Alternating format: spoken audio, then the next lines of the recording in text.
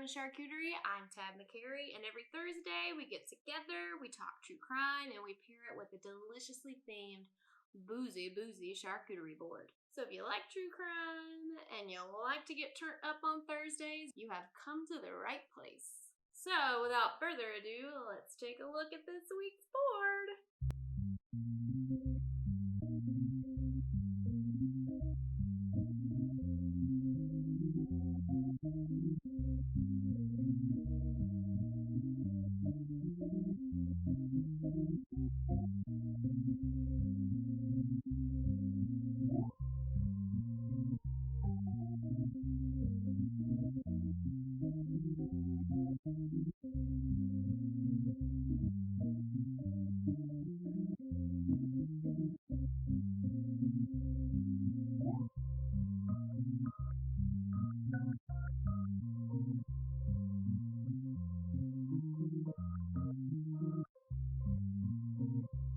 Y'all, I am so stoked about this board. There are so many good flavors of just like tanginess, salt, umami, real striking, hard, full mouth flavors. And that was kind of imperative to figure out how to do in this board because I'm having a dirty martini and it's not a gin martini, it's a vodka martini. And vodka is a hard one to pair sometimes. Yes, I am still definitely a major proponent of, hey, whatever you want to do, whatever you want to pair, whatever tastes good to you, there are no rules. There are no rules. Go! However, vodka, regardless of your taste, is kind of hard. Gin martinis give you a little more options, right? Because you have a lot of floral notes and you can pair certain kind of jams, edible flowers, like you can bring out a lot of good texture and taste and things like goat cheese and brie. But for vodka, you've got that real astringent flavor almost. Then you take the Feta stuffed olives and a little bit of that brine, and it's a very tangy green olive kind of taste. So we're not doing dessert on the board today because really the martini itself would take away from anything that we could enjoy in the flavor of something sweet. So that's why I've got a lot of salt, a lot of nutty, a lot of umami, a lot of tang, and a lot of zestiness. Really. Lots of cracked pepper. I'm just so excited to get into this. And I know that saltines are probably not what you would consider charcuterie, but again, we make our own rules with our cheese plates, right? So the saltines are gonna just, I'm telling you, they're gonna be outstanding with the rest of this stuff and with this vodka martini.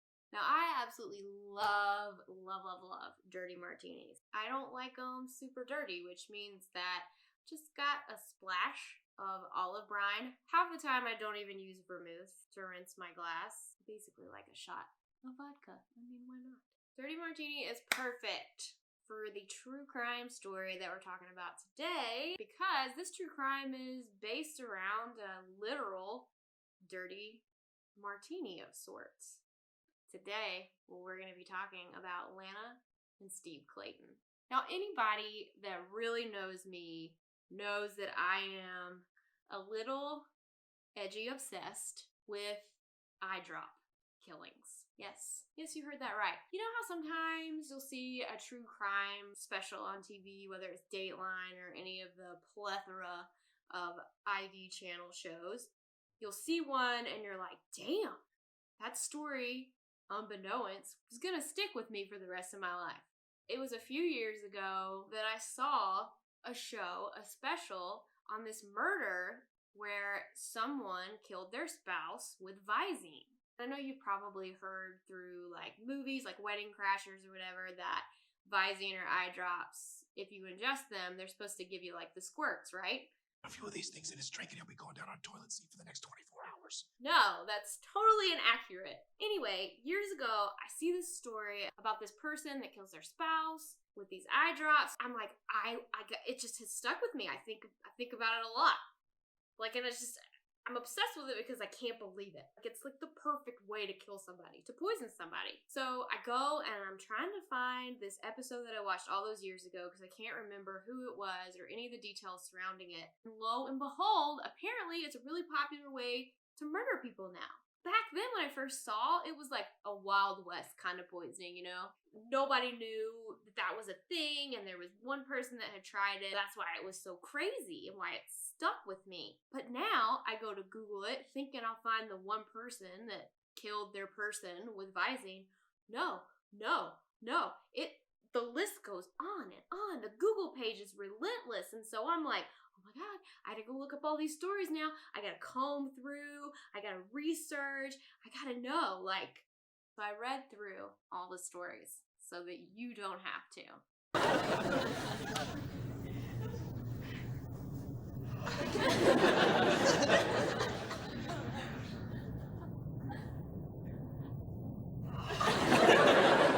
I think you're gonna like the one that I picked. Grab yourself a cocktail, get your cheese plate ready, and cheers. There's a lot of vodka. Oh my God, I was so hungry. It's like a day's work a lot of times. There's an order to filming all this. I gotta go out and I gotta film making my board, figure it out, how it fits with the crime, and how we can kitschy theme it up. And then I can't eat until all that's done. And that takes a while because, you want to get a good shot. I want you guys to really see all of the elements. I want you to drool. I want you to be like, hold up, I gotta pause this, go to town, and get me some saltines and some vodka. Just another Thursday. I am so excited to try these mushrooms. I love mushrooms as it is, but teriyaki marinated? Kroger, what's up? Oh my God.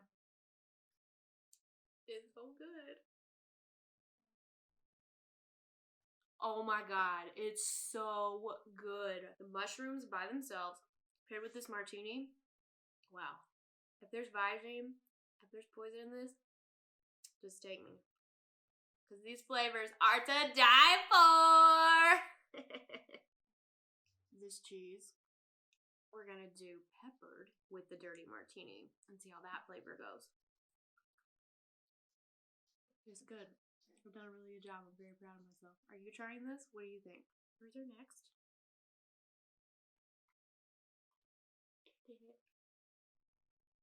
I'm not as into that. What I like to do whenever I do a cheese plate and I'm trying pairings or I'm just trying something new for the first time, I like to do each thing kind of by itself. And then lets me understand the marriage of flavor just between the cocktail and the one piece of whatever it is. Then, after that, it's time for spring break in this mouth because they're all partying together. This story starts in 2010 with a guy named Steve Clayton. Steve Clayton was a 50-something retired millionaire from Miami, Florida. He actually had retired when he was 40 because he was a really savvy businessman and he had opened this physical therapy type business, and it had made him boatloads. Steve is just a big old teddy bear, just really, really close to his family and his friends. He's one of those people that, you cross paths with him in life and he makes an impact. Just a real jovial spirit. Steve was also a hopeless romantic. He'd been married 7 times. Steve's family was never surprised at the fact that he'd been married so many times because they knew that he was a hopeless romantic and they knew that Steve was just in love with being in love. But the thing is, it wasn't just flings that turned into rings for good old Steve-O. These relationships and marriages that he had, they truly were the definition of love. And all of Steve's former wives and girlfriends, they never really had a bad thing to say about Steve. None of them did. Actually, several of them, when asked, admitted wholeheartedly that they felt like, even after things didn't work out, that Steve was still, honestly, the love of their lives. So in 2010, when Steve called up his family and he was like, hey, I have found the love of my life, they weren't surprised. They're like, all right, cool. Steve's ready for round 8. New love. Exciting. Sweet. Aww. Steve told them he was head over heels for this woman he'd met online, and it actually worked out coincidentally well because he met her online and she lived in North Carolina. And Steve had just so happened to have just sold his Miami house and, wanting a change of scenery, decided that he wanted to move up to North Carolina. So he settles in Charlotte, North Carolina, and he meets this woman. Lo and behold, they're in the same place. So They don't even have to deal with long distance. The feta on the feta stuffed olives is chef's kiss. What doesn't the everything bagel seasoning go with? If you haven't tried it and you've just heard about it and you're like, oh, this is another stupid bandwagon to get on the bandwagon, break the bandwagon, and build a new one, a bigger one for more people to jump on. I decided when I was picking out the meat for this charcuterie board to get a fatty, really salty, real rich salami. It may not do a lot for the flavor of the meat, but it's definitely not going to hinder the taste. I hate that. I was wrong. It just tastes like vodka water. The meat tastes great, but I have made a mistake. The woman's name was Lana, and she was the total polar opposite of Steve. She was 12 years Steve's junior. She was small-statured, meek, very mild-mannered and quiet. She was this soft-spoken nurse for the VA. She'd grown up in North Carolina. And, you know, the fact that she was a nurse, Steve's sister Rosie really, really loved that because Steve had been known to have health problems in the past, especially with things like vertigo. And so whatever it could pop up, Rosie was just happy that he would have a partner there to take care of him if he ever needed it. Steve and Lana dated for about 3 years before Lana suggested that they move to this beautiful coastal town in South Carolina. And so Steve pretty much seemed to be on board with it, and before you knew it, they bought a $1 million mansion on a lake in this nice little area in South Carolina known as York County. They got married there in their massive backyard of their mansion, and Steve being so close to his family, this spot that they moved to was especially special to him because his nephew Nick and Nick's wife lived in a nearby town. It was just all around like a good fit, good setup. 5 years go by, and everyone that knows Steve and Lana are like, these people are living the dream. They clearly are madly in love with each other, and their relationship was on display for people a lot because Steve was real outgoing, boisterous, had a big social life, and so he was constantly throwing parties, barbecues, stuff like that with family and friends, and they would all come over to the South Carolina mansion and just have a good time. Steve especially liked to turn it up on July 4th until 2018, in which that July 4th season would look a little bit different for Steve. Around the tail end of June of 2018, Steve fell just tremendously ill. He was doing some yard work, and he had abruptly just got dizzy. He had a bout of nausea, just real lightheaded, and he pretty much passed out for a minute in the yard. He comes inside, he tells Lana, he thinks, you know what, I think this is vertigo. I'm just going to take some meds and lay down for a while. No one knew about this other than Lana. She didn't tell anybody. She just let him do his thing, rest, and try to work it out until Steve called his sister Rosie, and she's like, hey man, I haven't heard from you in a while. I've been texting you. What's been going on the last couple days? And Steve's like, Rosie, you are not going to believe this. I just woke up from a 36-hour nap. Like you had one of these? Rosie was like, what? Steve was like, yeah, I'm a little like weirded out about it, but I think it was just another like, you know, bout of vertigo, which, again, he got all the time, apparently. And, you know, I'm feeling better now, Rose. I'm rearing and ready to go for the 4th of July party coming up in a week. So the July 4th party came and went. Everybody came over, had a really great time. Steve seemed like he was at 100%. Everybody was having a good time. Lana and Steve were having a great time. There's video footage of them dancing and cutting up, and it was a July 4th party for the books. But then, you know, there's a but then. There's always a but then. July 11th rolls around. It's about to get real. A call comes in to 911 from a guy named James. He's telling him, hey, I was just riding my motorcycle, minding my business, and I come across, I'm riding past this driveway, and this little woman comes out, and she's just like waving her arms and screaming that she needs help. So I pull my motorcycle over, and she says, she thinks her husband took a topple down the stairs in the house, and he's laying at the bottom of those stairs. and she thinks he might be dead. So she's shouting all this at him before taking off to the neighbor's house. The neighbor is Terry. And so Terry runs over there. Terry goes inside where James is in the foyer. So the way that, you have to understand, the way that the staircase is laid out in this house is you open the front door, immediately you're in the foyer. You walk like maybe 8 to 10 steps, and that's the bottom of this grand staircase. So the neighbor Terry runs in. James is on the phone with 911 dispatch, and there is clearly somebody's body at the bottom of the staircase, covered in a blanket. They check for a pulse, nothing. The person is definitely dead at the bottom of the staircase. So the cops show up, and the woman that had originally run out the front of the house, she is sitting around the corner of the foyer on the sofa in the living room, just sobbing, crying. And the woman is telling them she just can't handle imagining the fact that he fell. Her husband, this dead guy at the bottom of the stairs, fell all the way down the stairs to his death. Like, she just can't wrap her head around it. She can't process it. It's gutting her. If you haven't figured it out by now, the dead guy at the bottom of the stairs, it's Steve Clayton. The sobbing woman in the next room on the couch, that's Lana. Thanks, Captain Obvious. After further investigation of the body, the cops come over and they tell Lana, we checked out the carpet on the stairs, and it looks like, from all we can see, that he actually didn't fall down the stairs. There's no injuries to indicate that. There's no certain rough up on the carpet from possibly losing his footing. The cops tell her, you don't have to think about that. It looks like he was actually at the bottom of the stairs and he just collapsed.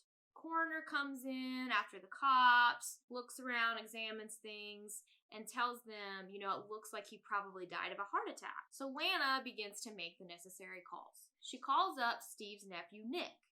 He lives in the neighboring town. He hops in the car, comes right over. Lana's giving him a big hug when he walks in the door because Steve's body is still there. And Nick was extremely close to his uncle. And so he walked in, and remember, a body's like 8 to 10 steps away from the front door. That's what Nick walks into. He's just beyond himself distraught, understandably. And so Lana's giving him a hug and crying. And so at this point, you've got just like a gaggle of people in the house. And on the cop's body cam, you see Lana on the couch crying and answering the questions of the deputies. Lana relays the morning's event. She said that Steve hadn't been feeling well, and so she made sure he had what he needed by his bedside, water, meds, whatever. And then she went outside to mow the lawn. When she came back in from doing that yard work, that's when she found him at the bottom of the stairs. So Nick still absolutely tore up about this carnage that he had to see. Despite the fact that he's so upset, Nick is inadvertently beginning to notice things that are just a little off. Something's not right. I can feel it. Probably because Nick's job in the neighboring town, he's a detective. A couple of things going through Nick's mind is he's super confused, as are the rest of us, why Lana didn't pick up one of the two house phones, or Steve's cell phone, or her own cell phone, to dial 911 herself as soon as she found him. Furthermore, Nick's like, okay, you didn't call, but also, you're a nurse, and there are no signs that you even tried to resuscitate him or do any type of CPR on Steve. As Nick is musing over these things, the coroner asks Lana about funeral arrangements. And that's not unusual to ask. And also something not unusual is Lana's reaction. She's like, I don't know, I can't handle this right now. Understandable. The coroner then really nicely offers to Lana, I'll take Steve's body to the morgue, we'll do some tests, and then Nick pipes up, hey, Aunt Lana, I can help with that. I can, take some of this off your plate so you don't have to worry about it right now. And then something kind of bizarre and unexpected happens. Lana suddenly just bucks up and is like, no. Nope, I don't like that idea. You're not gonna do that. You know what? I just had a great idea. There's a funeral home down the street. So what we'll do is we'll take his body there and we'll have him cremated. Tomorrow. Easy peasy. So Nick is like, WTF? But he's like, okay, there's some unusual stuff. Her behavior is unusual, but everybody grieves differently. So Nick decides, okay, he kind of shakes it off. He's like, I'll talk about this with her later. I'm gonna try to help her out. Lana is already just so upset with everything. I'm gonna go upstairs to their bedroom and I'm gonna try to clean it up a little bit. Just see if there's anything that I can do so that when she goes back up there, she's not reminded immediately of what just happened, to make it a little easier on her. So Nick goes up to the bedroom, he opens the door, and immediately things get even darker. He opens the door and it's just like he's hit in the face with just this pungent odor. When Nick describes it, he talks about it being it's the smell of human deterioration, basically. He goes over the bed and it smells more specifically like urine. You can see the staining on the sheets. You know, he tries to take off the dirty sheets and he sees the mattress and it is just like soaked to the bone with urine. It's so bad. It's not just like maybe Steve wet the bed and then that's the reason he was trying to get down the stairs to maybe go get something to help him clean himself up. No. There was so much urine in the mattress that it weighed twice as much as it usually would. It was days worth of urine in that mattress. Nick is like calculating all this and putting everything together and he's like, so Steve was sick, Lana said, and she checked on him this morning before she went out to mow the lawn. And she didn't notice that he was laying in a pool of his own urine for probably days, it looked like. I'm not good at maths, but I'm not necessarily great with adding things up, but anybody could look at this and go, the maths are not being very math-like right now with this whole situation.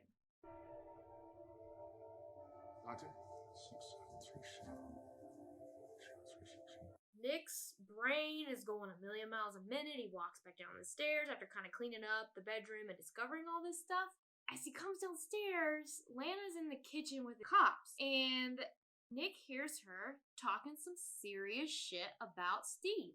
She's like, yeah, you know, he had really bad mood swings and he was on all this medication and he had chronic pain in a lot of his body, so he was doing all kinds of drugs like narcotics and marijuana, and it just like the list went on.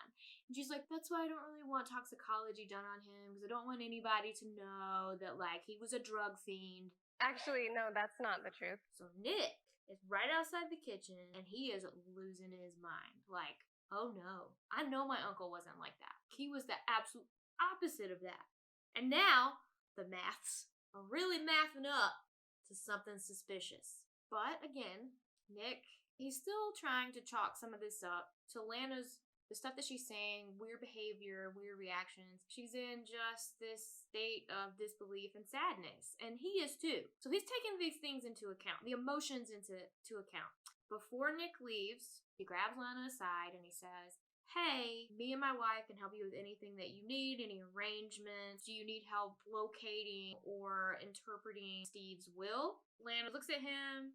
The cops are still kind of lingering around, about to leave, and she looks at them too, and she makes an announcement that there was no will. Now the WTFs are like going off like rockets, right? Like fireworks. So Nick leaves, and he's like, okay. He walks out the door, gets in his car, and he starts calling the whole family, and he's like, we know there's a will. Steve had talked about it plenty of times before. He was a savvy businessman, and he was type A personality. Always had stuff in order, very organized. He had talked about his will with his family even more recently in conversation. So they knew that it existed. The family decides, we're gonna chill out, give it a day, and then Nick call Lana in the morning, bring up the will, the funeral arrangements again, touch base with her. Maybe things will kind of calm down a little bit. Maybe we're just jumping to conclusions. Maybe there were some things that she left out because she was so distraught when telling the cops the story and what had happened the last day or so.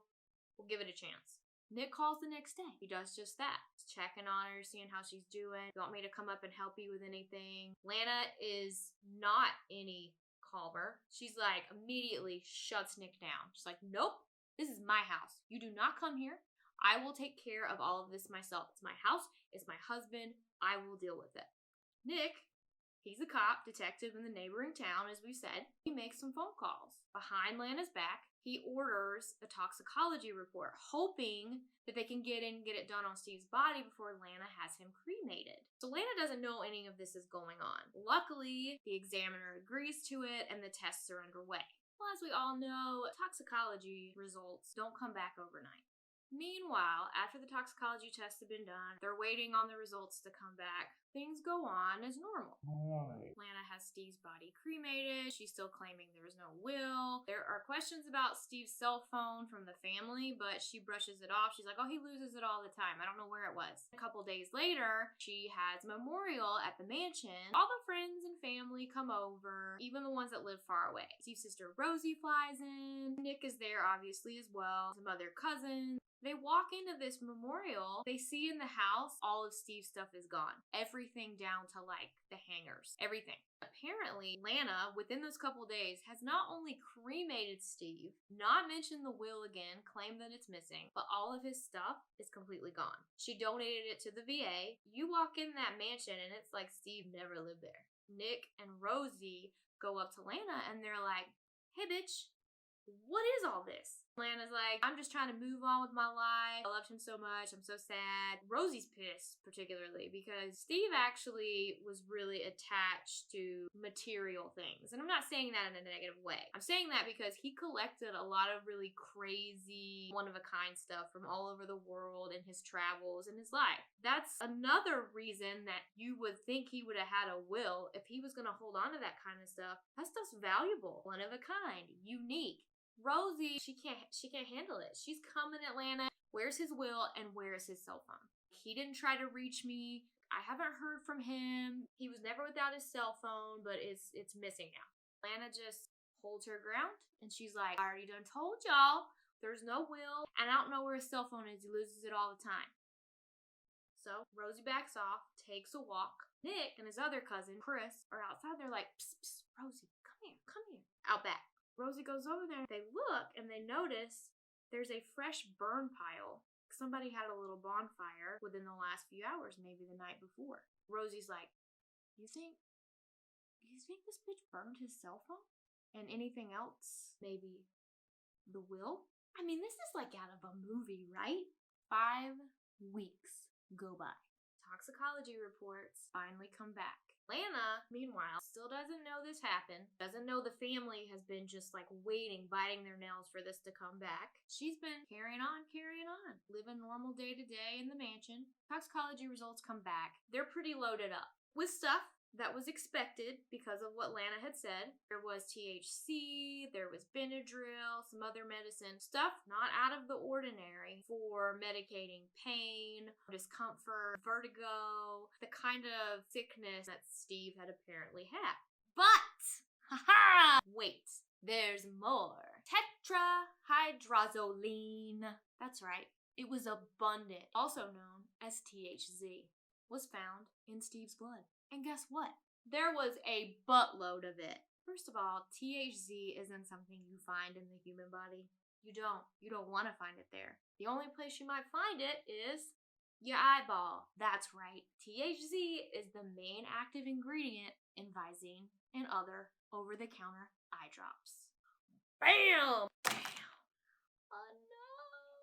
Pistachio is drowning in the burger sauce! That's a tough nut. So family sends in these results to the cops. Cops look over it. They look over, video and pictures from what they took at the scene. They notice that on a very tall dresser that is across the room from the bed that Steve was in, totally out of his reach, on the very top, was a bottle of Visine. So the cops are looking at this toxicology report and these pictures, and they're like, nope, that's not okay. Something is happening. Something is going down here with Miss Lana. Oh my God! Okay, it's happening. Everybody stay calm. What's the procedure, everyone? What's the procedure? Stay calm. So they call her in. 5 weeks has gone by. I just want to remind you, this is the first time that they've interviewed her because they originally thought that he died of a heart attack. Oh, but Lana had information ready for him before they could even ask her anything. They said, hey, toxicology reports were done. First, she's like surprised. Like, what? Who the hell did a toxicology report? Then, that goes away real quick. She smarts up and she's ready. They're like, is there any way that he possibly consumed Visine? Lana doesn't miss a beat. She's like, well, yeah, like he would put a drop or two in his coffee every morning to regulate himself. What do you mean regulate, Lana? So he could poop. Then she goes on, she offers more information than what she's asked for. Like I told you guys before, he would take marijuana for his pain and then Benadryl. And then she just starts naming off all the medicine that he was taking for vertigo or when he was sick. That was by the bedside table that she left for him that morning before he died. So she's covered all bases. She also adds Steve had really bad mood swings, and so he was taking something for that too. So they're like, okay, Lana, cool. Thanks for coming in and clarifying all that for us. What we'd like to do is go back to the mansion, take a look around. We know it's been about 5 weeks, but we just want to look around one more time, make sure everything's copacetic, lines up with your story, make sure there's nothing that we missed. I was like, sure, okay. The detectives go over to the house before they can even start looking around. Lana calls him back and was like, hey, I need to talk to you guys again. Is that okay? Come back. Detectives come back. Lana decides, actually, there's some more stuff that I want to add to my story and let you guys know about. She says that Steve was awful to her. He had terrible mood swings. They were so bad that he would scream at her, mentally, verbally abuse her. I mean, he wouldn't let up. It was just constant bullying towards her. The detectives were like, oh no, so was he physically abusive as well? She's like, oh yeah. And she's like, I couldn't take it anymore. All of the mental, physical abuse. I just wanted him to leave me alone. So I heard from a girl at work that Visine drops, if ingested, will give someone diarrhea. So in her mind, to get a little peace for a couple days, she decides to go the age-old route of, yeah, laxative brownies type thing. I'm gonna make him shit his brains out for a couple days. I'll have some peace and quiet. No problem. And I get a little revenge on the side. Now look, I'll admit, when I first heard this story, I was like, this is totally plausible. I mean, being a Southern woman myself, I understand the depths and the satisfaction of spite. I mean, it is not impossible at all to think that even if there was no abuse going on, maybe he just pissed her off, did something that wasn't very nice, and she was like, I'm gonna make you feel like shit for a couple days. It's classic, but the maths. The detectives asked her, okay, Lana, you put the Visine in his coffee. Well, how much did you put in? A couple drops like you were saying he did earlier? She's like, I put a lot in, and like, I'm thinking like the whole bottle. I put the whole bottle in. The maths are starting to math up. Okay? So they're like, all right, Lana, we have all we need from you. Thank you for being forthcoming. Go ahead and go home. We'll call you tomorrow. She goes home, and realistically what they're doing is the cops have got to get everything in order so that the next day they can go arrest her. Because whether it was on purpose or not, she killed Steve. The next day, the cops are getting everything together, about ready to go to Lana's house and arrest her. And they get a phone call from one of the neighbors. This woman calls in, and she's like, there are these notes kind of laying all around the property of Lana's house. They're like suicide notes. Somebody needs to come out here and check on her. The cops rush over there. Lana had indeed tried to kill herself. Turned on the gas, dumped a bottle of sleeping pills in her mouth, and laid down to die. But cops got there just in time, took her to the hospital, and she fully recovered pretty quickly. That doesn't scream, I did it. I don't know what does. Maths. So they arrest Lana, they book her on involuntary manslaughter charge. Now that they've got her in custody, going over evidence again, they're going over everything that she's told them, toxicology reports. And the story that all that is telling is quite different than an accidental death. First and foremost is how the levels in the toxicology report of the THC are showing up. And the way that they're showing up is telling the police that Lana didn't just dose Steve up that morning and leave to go cut the grass, to come back in and find she'd accidentally killed him. No. She had been giving him just enough amounts, little by little, over the course of 3 days. 3 days she's poisoning him. 3 days he conveniently doesn't have his cell phone to call any of his family as he normally would. 3 days worth of urine in that mattress. 3 days of Steve suffering in agony until he died. I just want to break. I would tell you what THC does to someone. It attacks your respiratory system first and then just spreads. You got heart conditions? Oh, it's coming for that too. Nausea, dizziness, just relentless pain. Nothing will alleviate. Your organs are shutting down in real time. So slow. It's bad. Confusion, dizziness. The fact that Steve had suffered for at least 3 days and somehow managed to finally get out of that bed and out of that room and make it down that flight of stairs, nothing short of just miraculous. And more than says that he was a fighter till the end. It's awful. So they bring Lana back in after she's in custody. She wants to talk some more. She's like, you know, I didn't kill him. I just wanted to see him suffer. They're like, Lana, you did this over the course of 3 days. No. I did it just the morning of, and then, you know, I just wanted to see him suffer, you know? He kicked me, punched me, he'd yell at me, constantly grabbing at me, calling me names, all the worst stuff. They're like, Lana, what do you mean he's just gonna suffer and not die? How would you not know how fatal that could be? You're a nurse, but how would you not know the effect? I didn't think it would kill somebody. I just wanted to see him suffer. Kept repeating herself over and over. She even said things like, maybe it wasn't me, I'm telling you. He used to put it in his coffee to help regulate himself. So I'm wondering, was it a suicide? I mean, she's just throwing balls to the wall, all she's got. Now, I just also want to say there's no proof of the behavior she's saying that he harbored. There's no proof of any physical abuse. There's no proof of anything that she's saying. Finally, they're like, Lana, just stop. Just stop with the theatrics. You killed him. I didn't mean to. Lana, you meant to. Where's his cell phone? Where's the will? I don't know.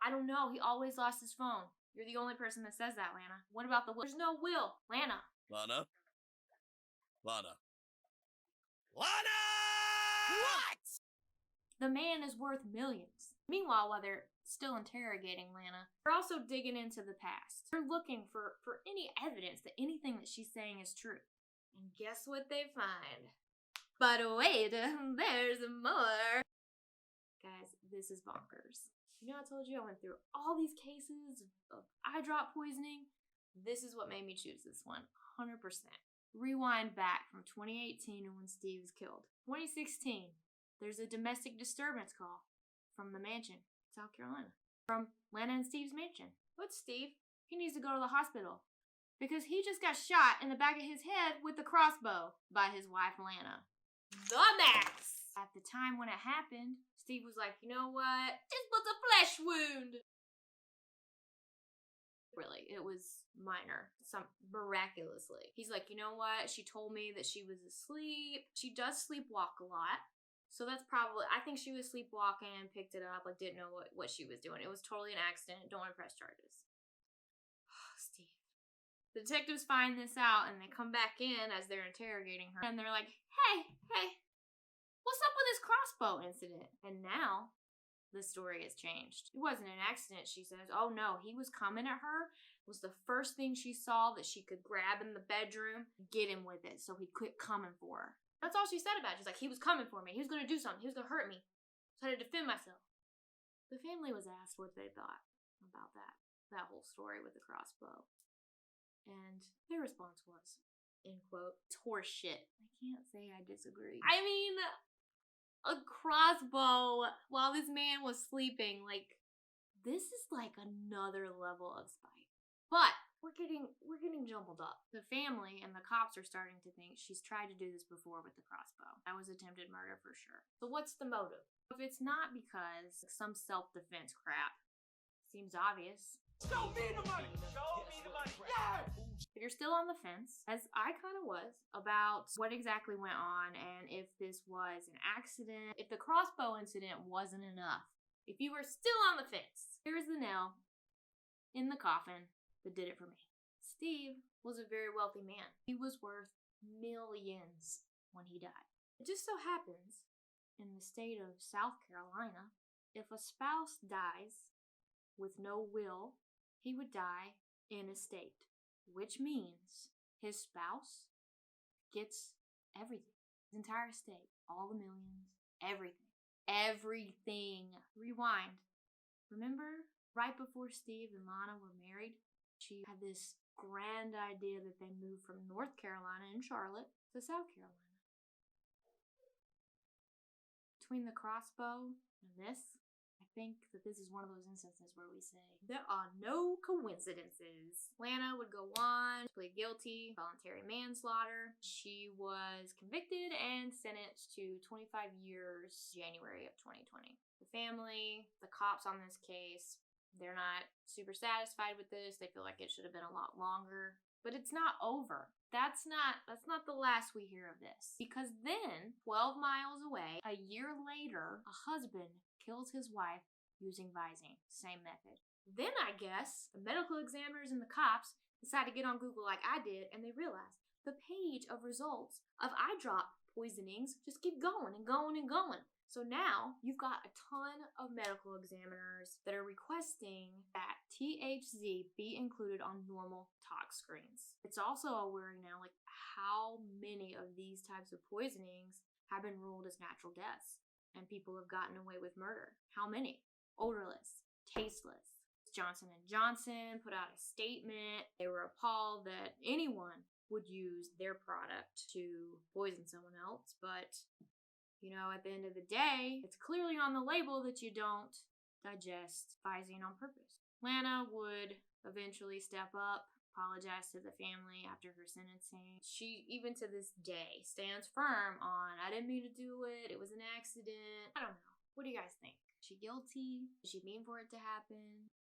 What do you think? God, she was a nurse. Maths. Visine killings, man. Clear eyes to no eyes. What do you think? Leave in the comments below. Guilty, not guilty. Hope you have an amazing weekend. And here's to THC-free martinis. See you guys next week.